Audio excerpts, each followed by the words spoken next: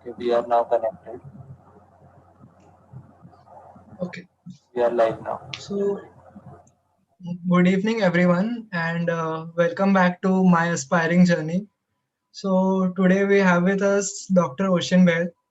So she is the founder of GCMER and MIMER SRC. She has been a part of more than 10 research projects. She has won 3 international awards for the same, and she has graduated from MIMER this year and is currently a Dr. Med candidate at University Clinic Dresden, Department of General Medicine, Germany, and she is also working as a scientific editor in medicine for Cactus Global. So, with this brief intro, I would like to invite ma'am to take over the session and tell us how your journey has been. Okay, thank you for that warm invite. And firstly, I would like to say that I am not claiming my journey to be aspiring, but if my journey inspires anyone, then I would be very happy about it. And that doesn't mean that you're supposed to look at it and say, "Oh, that's nice." But if even a small bring out any sort of change in your sort of education and your outlook, then I will be very glad. So with that, I think I can start my PPT. Also, I would just like to remind everyone watching on YouTube or wherever that this is a workshop. This is less of a lecture and it's more of a discussion. If anybody has any questions, they can ask me those questions and I'll be very happy to answer them. Okay. So I'm going to share this. Yes. So the name for today's talk is actually exactly how I feel about my journey. And I always call it the road hardly taken because it's somewhere between the road not taken and the road taken sometimes. So, yeah, I hope that everyone can learn something from this and learn from my mistakes. So, who am I? As he already mentioned, I am currently doing a Dr. Med degree in Germany, and it's a research cum clinical degree.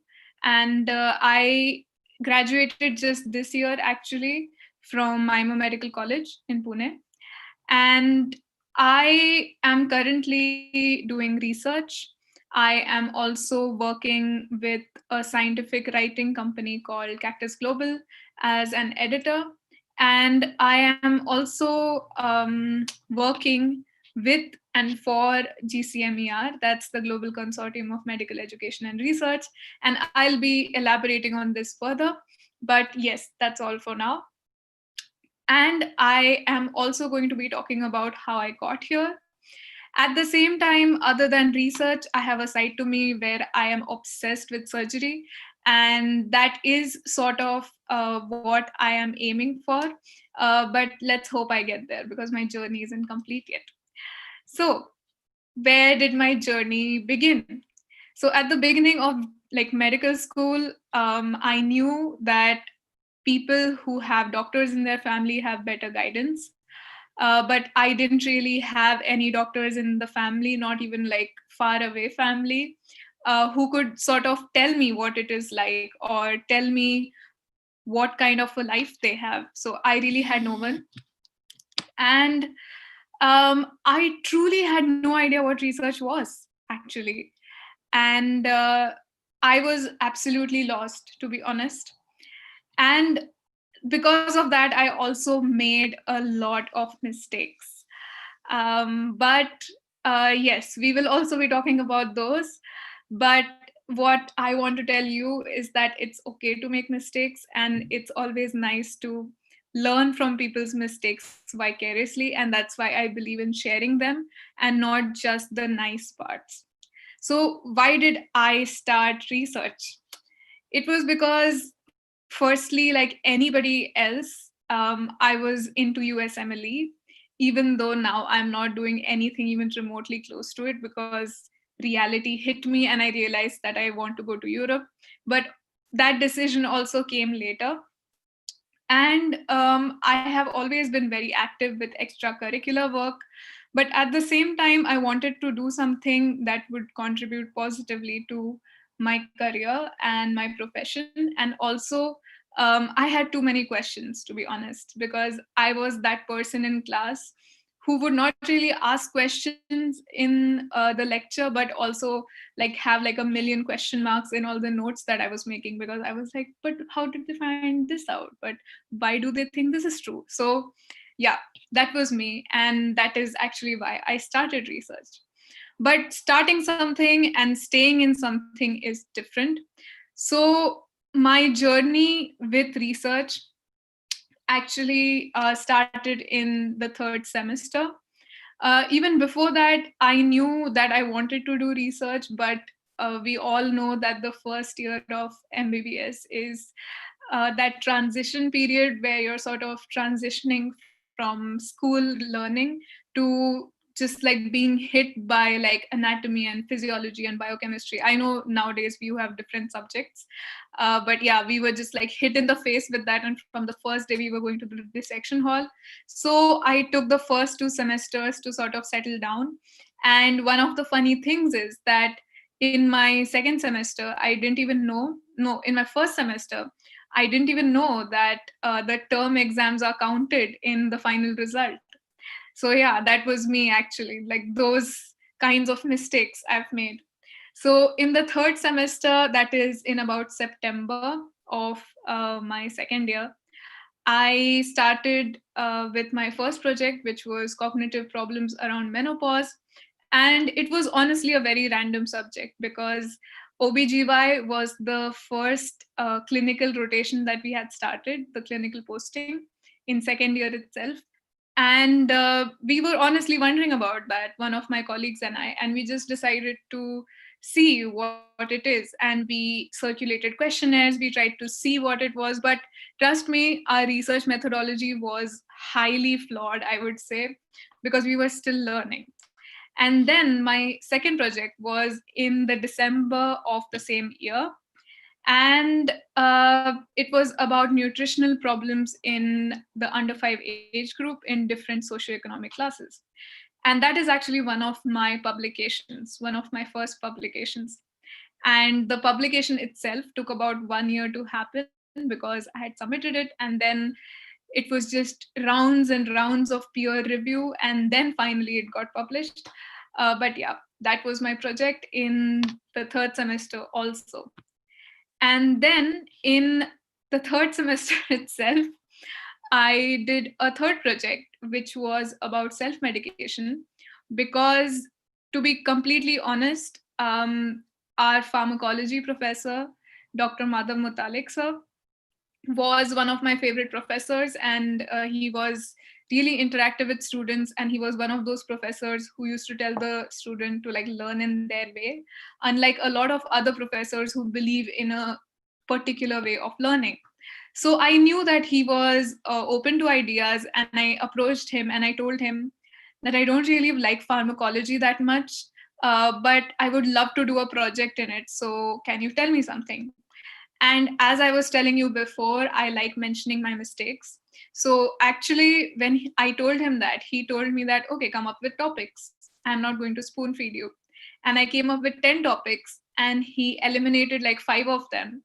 And then I came up with another 5 topics. And then after rounds and rounds of trying to come up with topics, we narrowed it down to self medication. And we decided that our groups would be engineering students and medical students, because those were the people that I had access to. So we decided that. And we made like a whole project out of it. It turned out really well because this time I had the guidance of someone who was experienced in research. And I submitted this to Iscoms, which is one of the biggest international conferences in the field of medical students. And it has been going on for about 24 or 25 years now, I think. And luckily, or whatever it was, I got accepted for a poster presentation. But still, I was like, I don't know if I'm going to go. But then I also applied for the Iscoms research fellowship, and that honestly changed my life. I always like to say that. And the reason I say this is because I got so much lab experience that I had never had before. And other than this, I also got exposed to this international culture of research, which, to be completely honest, does not exist in India. You don't see doctors actively trying to set up research labs or trying to incorporate students into like big research projects that they want to get done, you know. Over here, it's more of a, yeah, I need to do so many research projects to get promoted from assistant professor to professor or something like that for most professors. I'm not saying that it's true for everyone, but yes, it's true for most. And we can't blame them because they were never in that culture of research, and which is why now it is all the more our responsibility to start it. And another thing was that I got a lot of encouragement from them for doing research. And they said that, okay, you should go for it and you can come next year also.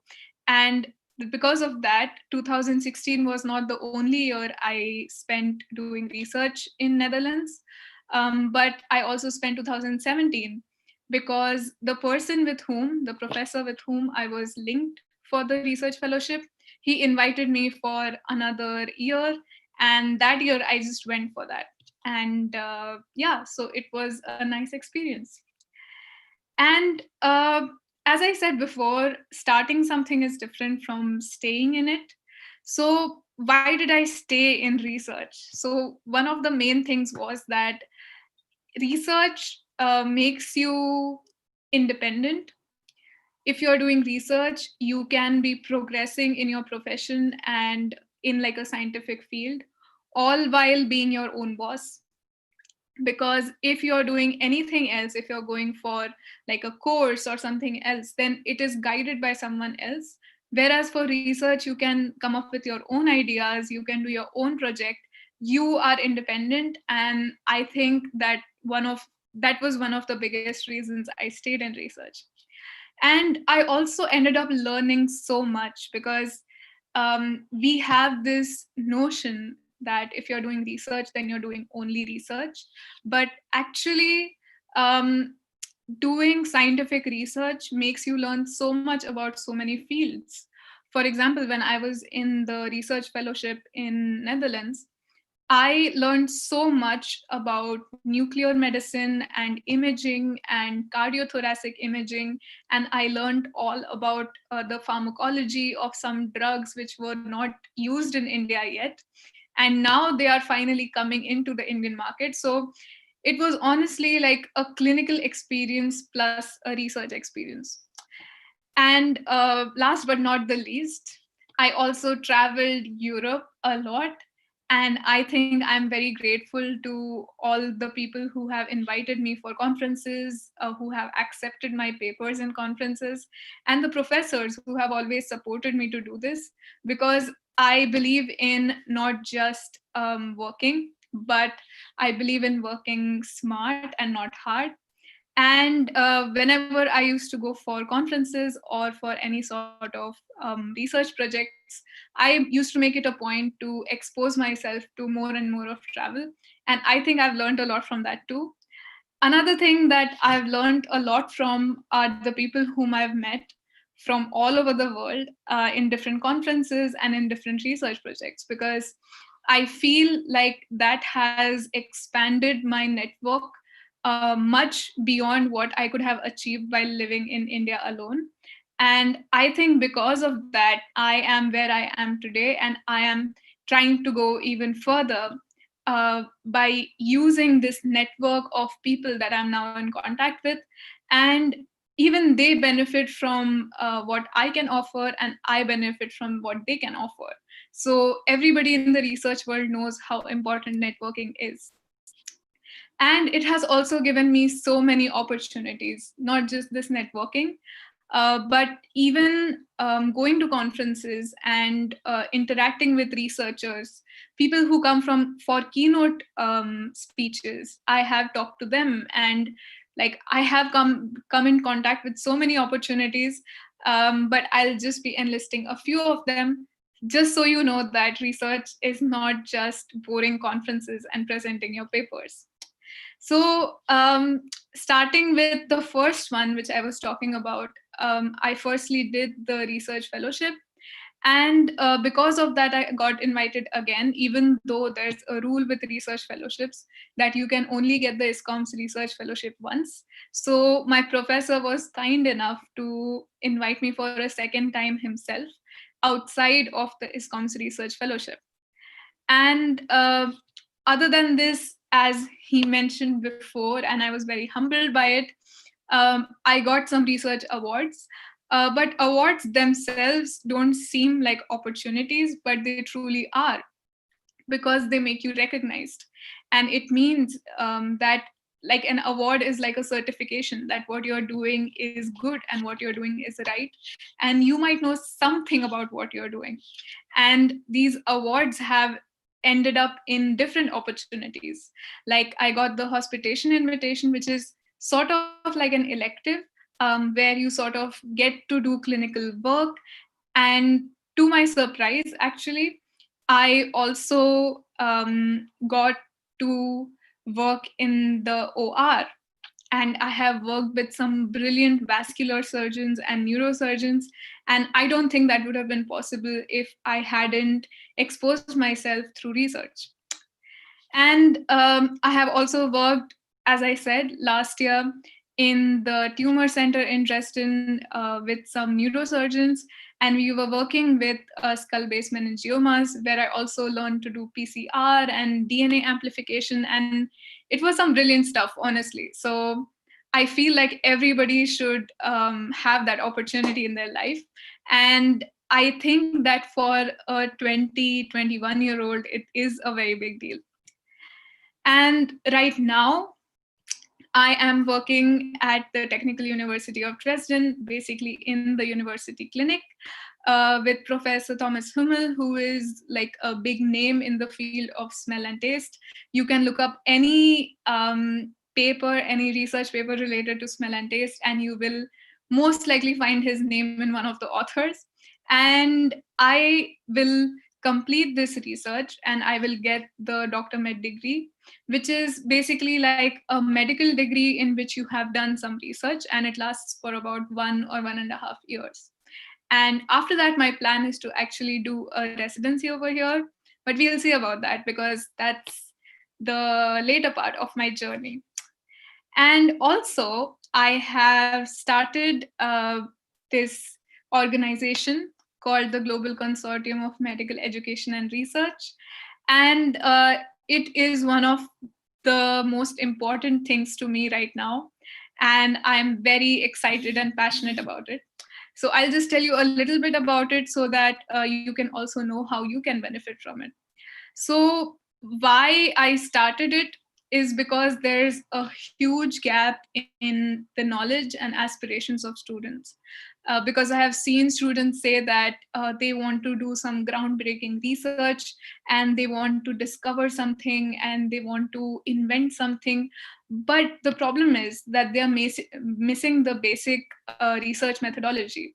And I feel like we need to facilitate that more in order to firstly come up with better research in India, and also to sort of come at the level of the research that is being done abroad, and hence coming at their clinical level also, because this research actually allows them to go clinically further.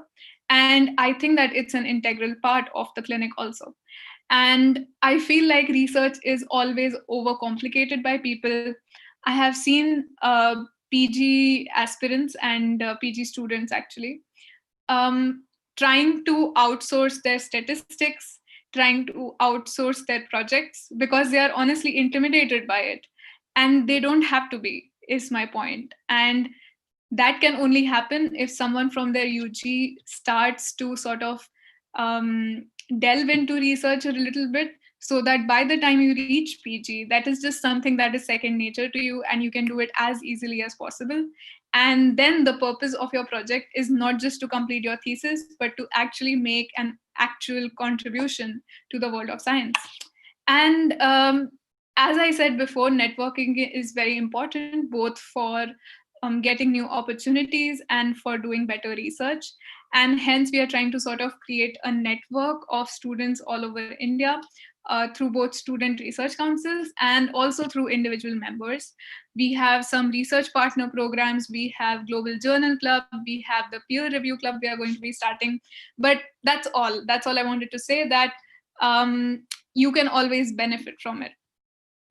And as I said before, research is not just purely research, it also makes you a better clinician. But I know of some medical students who are currently aspiring to pursue research as a full-time career. So you can do that through like a bunch of ways. The most common one is a PhD. And in European countries, and sometimes also in the US, most medical students, after completing their medical degree, they go for a PhD because they want to sort of become an expert in the field that they're aspiring to specialize in. And a PhD allows you to do that because you're working at the grassroots level of a topic. And it really makes you so knowledgeable in it because you're reading about all the research happening on that topic all over the world. And by the time it's time for you to specialize, you are sort of an expert in the topic in theory, and then you can apply that knowledge practically. And another way to do it is through a master's in public health, because sometimes students don't want to go into like clinical medicine or surgery, and they decide to go for masters of public health, which itself is a very good field. The trustee of GCMER, Dr. Vinod Kumar, is a master's in public health, and he's working with ICMR right now, and he's doing some brilliant work. And I feel like it is undermined in India right now. And I think in the coming few years, masters in public health is going to be one of the most coveted fields in India also. And I keep mentioning this again and again, but research makes you a better doctor. I've always believed in that. And that's why, even as a doctor, if you've done research and you're doing research, you get better opportunities and you get to work with some of the best people in medicine. And I think that's great, honestly. So if you are the same, if you are like me, who is kind of restless and who wants to do a lot of stuff, but at the same time make it contribute positively to their profession and their knowledge, then I think that you should dream big and start small. You can aspire to discover things, you can aspire to do groundbreaking work, but you need to have a solid foundation for that first. And that's why you should always start small and not underestimate the importance of having basic knowledge before you try to take the further steps. And as I said before, networking is very important. Try to talk to people who are involved in research. Try to talk to people even who are doing something clinical that is new, trying to come up with new therapies, trying to come up with new diagnostic methods. All of that is research, actually. So I feel like you should talk to all of them, go for conferences, present your work, and get comments and improve on your work. And you should always have a goal. I always believe in that, but I feel like it's turning into a motivational talk, so I'm just going to stop. But yes, I think that it's very important to have a goal and not work blindly. But at the same time, as the topic of this talk says, the road less taken, I think that it's not always necessary to do what your colleagues are doing. And it's okay to sort of go and deviate and do exactly what you want. And I think that gets you further than just following something because it's being done, but you have no passion for it. And I think you should believe in it. So With that, we are coming to the end of it. And I would just like to say that on 18th of October, we are planning to have an introduction to GCMER, to which all of you are invited. You can follow us, on social media and stuff where we'll be posting when this is happening. Because even if you don't want to join GCMER or anything, I think it'll sort of help you understand what is going on in the research world in India itself. So it might be useful for you. So, with that, we are coming to an end. And if there are any questions, I'll be happy to answer them. Thank you. Okay, so that was a highly inspirational talk, ma'am. Like, the journey has been absolutely amazing. So there is a question from Sagarika. Could Mhm. you tell us about the projects or the workshop that GCMER is working on right now during the quarantine? Yes. So right now, we are just trying to get students connected with each other and trying to come up with ways to continue with research in this time of physical distancing. So, to facilitate that, we actually had a review writing workshop, because reviews can get published and they are also research. And you can do that from your home and you do not need patience for that. So, that is one of the things that we are doing. We have the research partner program with which we can link you to students from the same field or interested in the same field, and you can either do a review with them, or if you're in the same city, then you can do like an original research project with them. And other than this, we have the journal club in which we are sort of discussing papers in order to facilitate that way of thinking, like where a student knows how researchers think so that they can sort of have that sort of thinking when you are approaching a project. So yeah, that's a lot of things. And other than this, we are also starting our peer review club, in which the members of GCMER can present their work, and other people, because I know that conferences are very important, but people sort of miss the point of conferences. It is actually to get feedback on your research and to improve it further. So we are starting this review club where students can sort of exhibit their work, and they can get comments from mentors and from experts and from other students. So yeah, that's what we are doing. And very soon we are going to start our exchange programs for research, but that's for later when travel is possible. But yeah, I hope that answers your question. Okay, so now the questions are just flooding in. So I'll just try to organize them. So Rohit asks, how do you keep yourself motivated when you fail at a point in during a research? Like as you said, your first research just went completely out of the methodology, and so there might have been many points in your life like that. So how do you keep yourself motivated and keep going in the field of research? Yeah, so I think one of the main ways I do that is to believe that the result is less important than the methodology itself. And secondly, by learning every time I'm failing. So, for example, if in the first project that we did, there was no randomization, there was no sample selection, the type of sample selection was completely haphazard. So we corrected that, and we had to, because otherwise the research would be useless. So I think it's very important to understand that if you're failing at research, it means that you're doing something. I mean, you can only fail if you're doing something, right? So it's always good to remember that it's better to fail than to do nothing. Because if you're failing at this, then at some point in the future, when someone else is struggling with it, you will know it.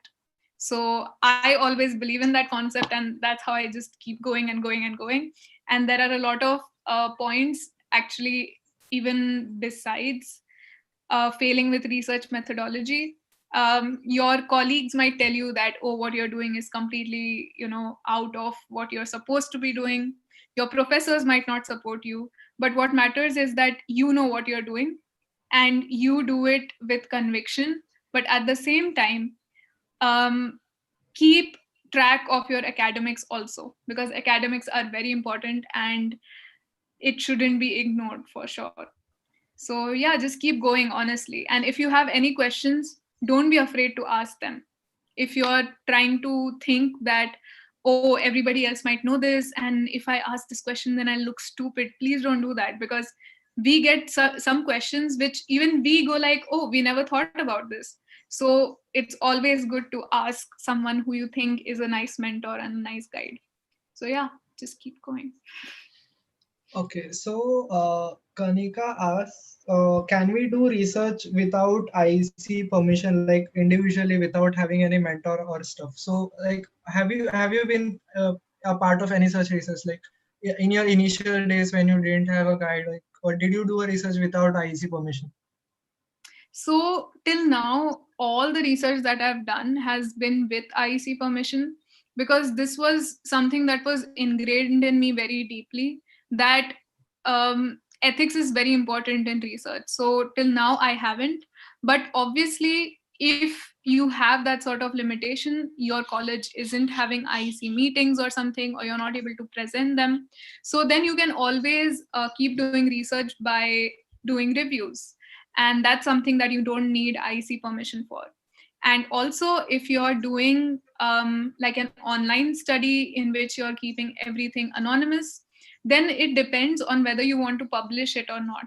Because obviously, for any sort of patient related study, you have to get IEC approval, because honestly, it's just morally wrong to not get IEC approval. Because what if you sort of deviate from the ethics, and then later on someone's privacy or someone's identity is hurt because of that? So you should always take IEC approval for patient studies. But if you're doing an online study, then if you're not planning to publish it, then I would say that as long as you're keeping it anonymous, you're not collecting any sort of personal data, it is fine to do it without ethical approval.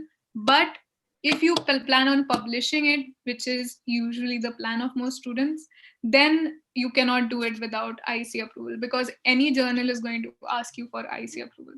So yeah, it's better to get IEC approval. And um, one thing which I haven't even discussed with the core team members of GCMER is that we are planning to start trying to give ethical approval by teaming up with already people who are already like into the field of research ethics, because I know that in colleges sometimes it's very difficult. So we'll try to do that. That's one of our aims. That would be a very great initiative that you are planning of.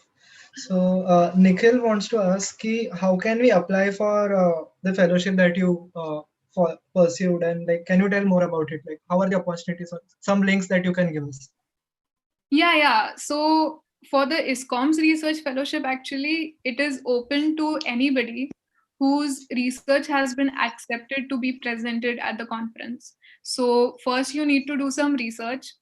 Then when you submit it, and like they give you like an opportunity to present it as a poster or oral presentation, whatever it is, then you can apply for the Iscoms Research Fellowship. And then it's competitive, I would say, but if you have a good enough letter of motivation, a good recommendation, and you have some experience in research, I'm not saying a lot, but basic experience with research, then you are more likely to get that opportunity. But at the same time, I know that it's not always possible for everyone to get accepted into Iscoms, because it's always very competitive. They have about 2,000 or 3,000 applications for abstracts, and they select like 300, I think. So yeah, you can always go for research fellowships if they are available, or research exchanges. We are starting them very soon. But yeah, we will keep you guys updated, and we'll definitely try to create more opportunities for people to go abroad and do research, because it's a good experience. So Do we'll they try to consider create that. published papers, already published papers? Do they consider, as in, like, do they consider them for the selection? Yeah. Yes, of course, because having a paper published means that you know how to write a paper, you know how to do research, you know how to go through the process of publishing a paper. So having a published paper is very advantageous, but I don't expect that from everyone in UG. So even they don't actually. Even I didn't have that back then. So Okay. yeah, it's okay if you don't have that. So when is it gonna happen this year, the conference? Oh, the conference itself, Iscoms. So Iscoms is happening in June. It happens in June every year. And Okay. even this time it happened, but it was digital. But yeah, everyone can apply for it. Even interns can apply for it. There's no limitation. As long as you've done original research, you need to submit the abstract. And the abstract submission deadline is usually February. But there are many other conferences that you can go for. That's not the only conference. And they are also brilliant, the other conferences. And we post all the conferences on our social media, so you can always see them. Okay, so like are these research foreign exchanges that you talk about, like are they self-funded or the organization funds you to come there and present? No, so the research fellowship that I had gone for, I had to pay for my travel, but that was it. Other than that, the like ISCOMS was offering like a stipend to everybody who was doing the research, and they were also offering free stay.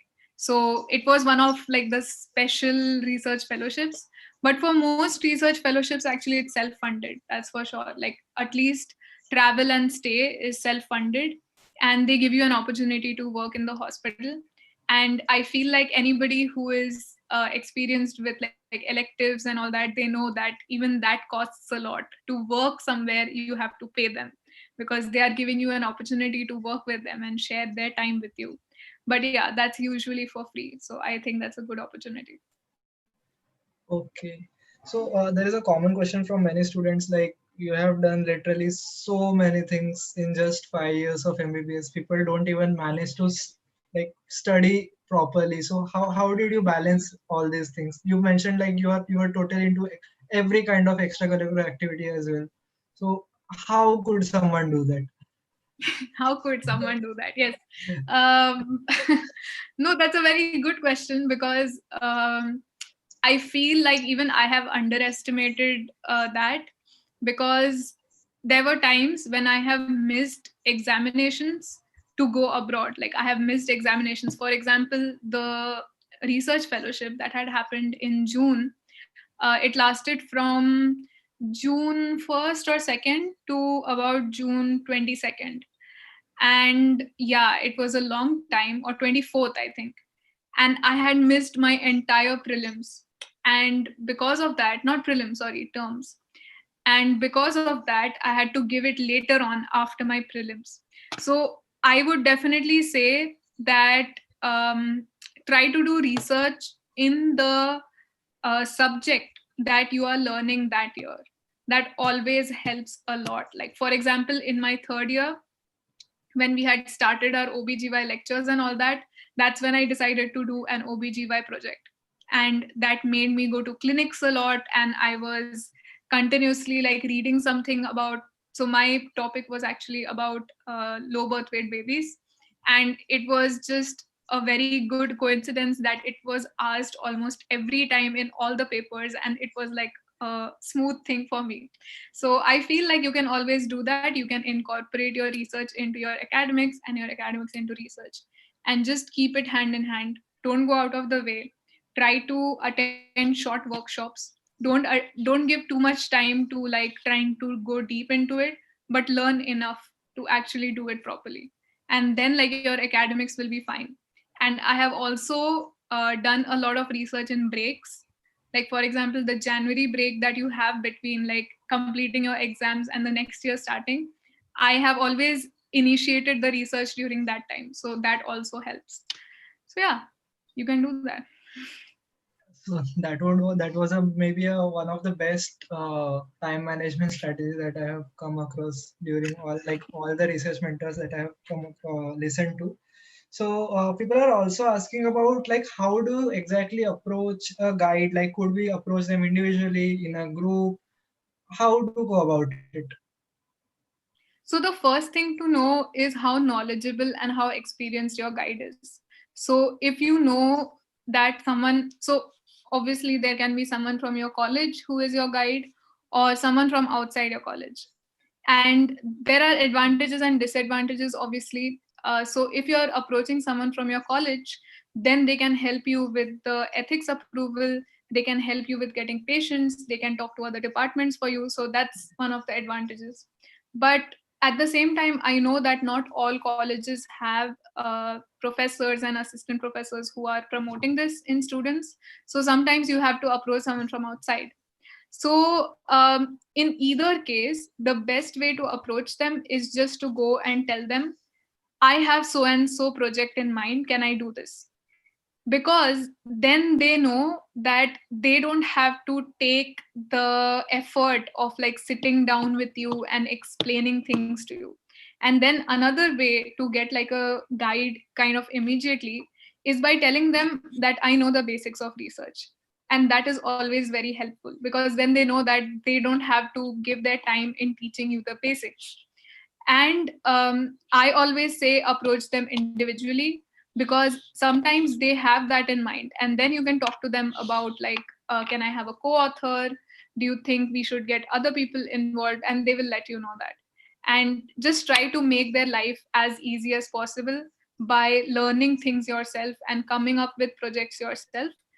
There might sometimes be the opportunity of them having a project ready and them just looking for someone who can do it. And yeah, that you can do that also. You should be flexible with it, because at the end of the day they are clinical doctors who also have a very busy schedule. So you should be able to work around it and try to make their lives easier. That's all. Okay. So, could you mention more about like international conferences and research exchange projects that we can do, or like GCMER could provide opportunities about?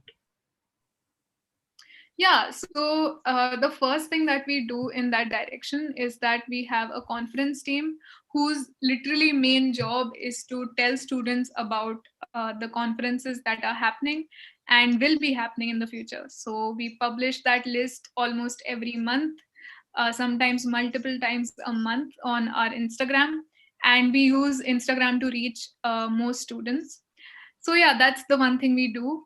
And the second thing is that we have collaborations. Right now, actually, there are not too many conferences going on.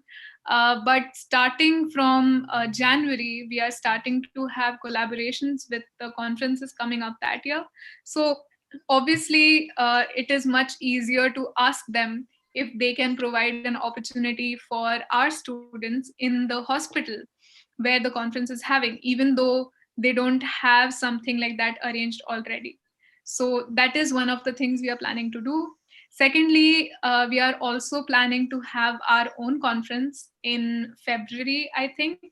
And one of the opportunities would be that whoever like presents their paper over there, and obviously all research is good, but some research is definitely better than the other in their methodology, mainly in how intensely they have looked at the methodology and the correctness of the research. So we will be evaluating them, and some of the people who win that could go for exchanges, for research exchanges and practical exchanges, and it will also be open for other people. So that's what we'll try to do. And we can also offer them like sort of free registrations to our partner conferences and all that. So the limits are not really set yet. So we are just trying to do the best we can for all the students who come to us. And these kinds of talks are very important, because then I come to know that students are really interested to go for conferences, and we can try to facilitate that. I have to say this is something just really amazing that someone so young has taken up to do, like to promote research and join students all over the world and expose them to it. So lot of appreciation for you, ma'am, for doing that. Thank you. I'm humbled, So but I'm trying my best. yeah, so question from my side, like what are the opportunities of masters in public health in India? Like are there institutes who are doing it? Like I've heard about John Hopkins giving it like it's the best institute and stuff. But how can we pursue it staying in India, and what are the opportunities in India for pursuing masters in public health? Yeah, of course. So there are multiple institutes in India itself. One of them is the Global Institute of Public Health. Then there's also the International Institute of Public Health, which is in Gujarat, I think. And I think GIPH, which is Global Institute of Public Health, is somewhere in the south. I'm not sure about it. But one of our trustees, again, Dr. Salman Khan, is from GIPH, and he is making us connected to them. And very soon we are going to have a talk by someone who is involved in masters in public health, because I'm definitely not an expert in that. So we are planning to get someone from the field of masters in public health to sort of tell us about the opportunities, because I feel like a lot of students want to know about it. So that is something we'll be having very soon. But yes, there is no dearth of opportunities for masters in public health in India itself, and you can definitely pursue it, and it's also very affordable. It doesn't cost much, so you can get that degree, and using that degree sometimes you can go abroad for research and all that, because it's a coveted degree. Okay, so one more question. It's like, how do you like how like many colleges are strict about attendance and stuff, so doing extracurriculars and going for research programs abroad. So Sagarika is saying that her college is very strict about these things. So how was your case? Yeah, so in the beginning it was tough. I'm not going to say that they were like, oh, go at miss classes, we don't care. They didn't say that. They made me attend classes during the preparation break that we get before our universities, and I had to do that. But yeah, I did do that, and later on, when I started going abroad a lot for research conferences and for exchanges and sort of representing my college while I was doing that, they became a little more lenient, and they sort of encouraged me more to go for all of those things, because it's also beneficial to the college always to have international publications and to have students going abroad for conferences and for exchanges. It is important for the college.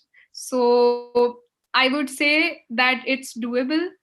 Try to do it smartly, as in try to sometimes it'll feel like too much. For example, I know one of my classmates, my batchmates, who had gone for a conference just for 2 days to Portugal from India, and then she came back, because that's how she managed her time. She just went and she came back. And most students don't do that, either because of affordability, or they feel like it's just not like good enough for them. They want to travel a little while they're there. But yeah, it's actually very tricky, because sometimes it helps to sort of do research with the people who will be managing your attendance. So this is sort of like a dirty trick, but it helps actually, because they know that you were not whiling away your time, and they know that you were actually involved in academic stuff. And yeah, it's a good idea to always do that, to do research in the strictest departments in your college. It always helps. So yeah, that helps a lot maybe. So another question is like if we are a PG aspirant, like proper we want to get into PG and stuff. So can we have research? Can we do research side by side, or can we keep doing research throughout the career? Yeah, of course. I mean, that is one of our aims actually, to sort of incorporate research into the medical field, rather than having like a niche for research separately. And a lot of students do that. They start with research in their undergraduate, they work on their methodology, they sort of polish it out. And then when they are doing their PG, they're not just working on their PG thesis, they're also working on other projects, and then they collaborate with the UGs and they sort of guide them. So it's like a very good vicious cycle. I mean, it's not a bad vicious cycle, but it's a good cycle of sort of learning yourself and then propagating it in your juniors. And the best thing I think about this is that people who start with research in their undergraduate turn out to be really research oriented and evidence based clinicians. And that really helps, even the hospital that they're working in, and even for their patients. So it's always good for that, because with research you will get opportunities to go abroad, you will get opportunities to come in contact with other researchers who might be working in the same field, and you can use that to treat your patients. So I think that always helps, to sort of do research side by side. You can definitely do that. It's not just something that you need to do if you're planning to Yes. go abroad for PG or something. That's what is a common aim of all the research councils and the journal clubs that are like research clubs that are coming across, because this is a thing that students miss actually. Like they think it is just about building a CV, or like if you want to go somewhere abroad, that's when they think कि चलो यार research कर लेते हैं. But it's actually much more beyond that. So Definitely, yeah. I guess we'll wait for a few minutes for like if someone has any more questions, and then we can move ahead, I guess. So if anyone has any more questions, we are still open to it. Yes. I think those were a lot of questions, and I think it answered any doubts that anyone might have. Um, but yeah, if anyone else is still there seeing this, then you can ask your questions. Okay, so I guess we are done. Okay, great. Okay, so I'll request you to wait for a while, 2 3 minutes. We have a announcement which we want to make. So Yash, can we have the screen sharing on?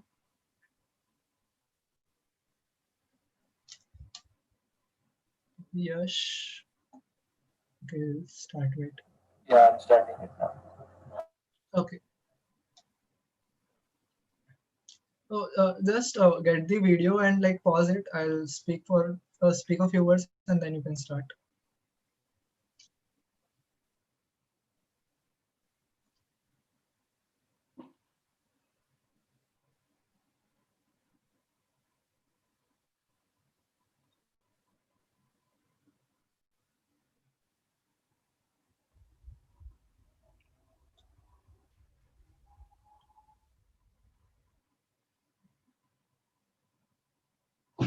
Just get it on full screen and pause it. Huh?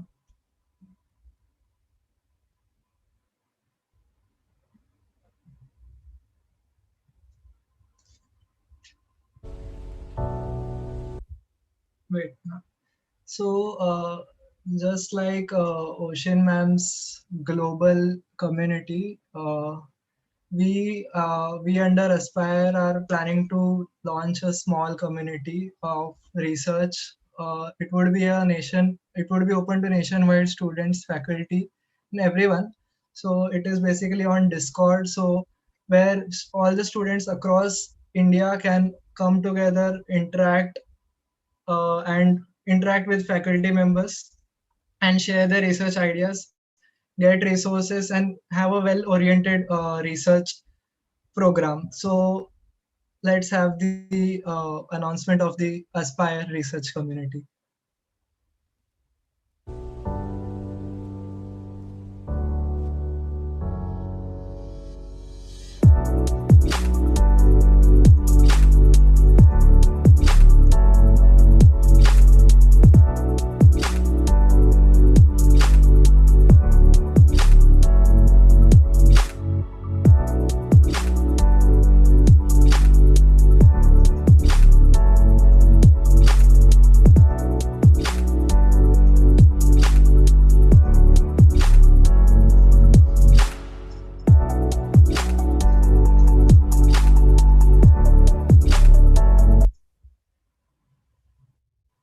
So that's a small community that we have tried to build, and we hope that many more students join in and we establish a bigger community there.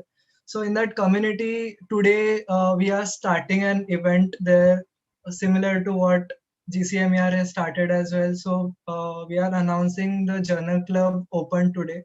So we'll be starting our journal club today. So journal club currently is open to only GSMC students, and we would expand it maybe a year later so that our college students first uh, get a good hold of it.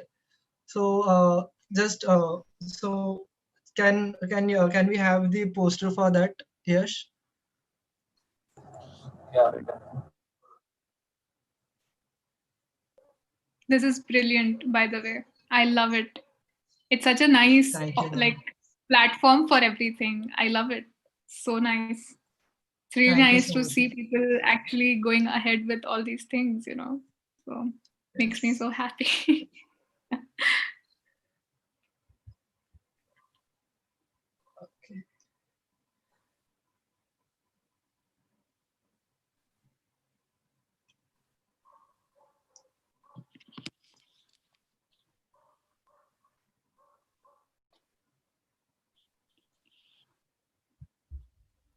Yeah.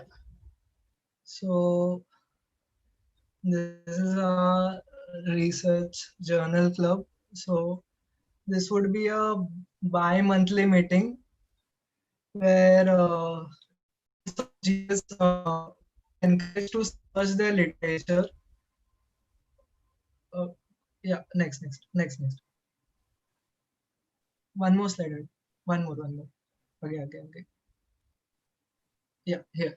So here the students would be encouraged to search the literature on their own rather than we providing them, so that the knowledge that they have about research they can utilize the best out of it. Like if you know only few parts of it, so try to search articles like those where you can understand the entire gist of it and then try to present it. The mentors would help you, of course, to choose the best articles and say what you can present and what not. They will guide you regarding each and every aspect of research, may it be related to the paper or may it not be. You can ask any basic doubt on the group. So with this, you will build the habit of searching literature, reading articles, practicing science, medicine, how like learn an art of critically analyzing the research paper and become a proper research enthusiast. So on the mentorship board, we have highly qualified mentors who are renowned throughout the India, are faculty members. So could we have their names, please? Yeah, so we have Dr. Rakhi Tripathi ma'am, who is our Vice President of Aspire, and we have Snehlata ma'am, Joint Secretary of IC. We have Shetty ma'am, who is also the Joint Secretary of IC2. We have Amit Bondwe sir, of Community Medicine, and he has been constantly guiding UGs throughout their research projects. Then we have, next slide, can we have? Yeah, we also have Dr. Vinita Puri ma'am, Professor Head of Plastic Surgery. We have Dr. Milind Tulu sir, who is Additional Professor at Department of Pediatrics, and we have our statistician sir, Mr. Pratap Jadhav sir. So for any doubts regarding statistics and biostats which UGs fear the most during their research projects could be cleared over here. And of course, we have Dr. Urmila Thatte ma'am as well on the board. She has contributed immensely towards building Aspire, and she has recently retired from KEM and has agreed to join our Discord and guide students. So I would request each and every research enthusiast who is listening to us right now, the link to the Discord is there now open on our YouTube channel and would be shared on each and every WhatsApp group shortly. So do join in ASAP. Thank you. So with that, I would like to thank Oshin ma'am for like coming here, sparing her time from such a busy schedule. She's currently also she is working so many. She is working at so many places. She does like she's amazing. Okay, so thank you so much, ma'am, for being here, and we would like to have you again as well sometime so that you can guide I us. would be very happy to do anything. So just let me know and I will tell you. Just let me know 2 weeks before, that's all. Sure, sure, ma'am, sure. Okay, So thank thank you you so so much, much. everyone. Thank you so much, everyone. Thanks all my co-organizers who have been there to organize this talk. So thank you and bye-bye. Next, we have a session by Basumati ma'am on her uh, Facebook channel, so do join in there as well. She would be having a panel discussion on literature search and her new courses regarding literature search. So do join in there as well. So bye-bye.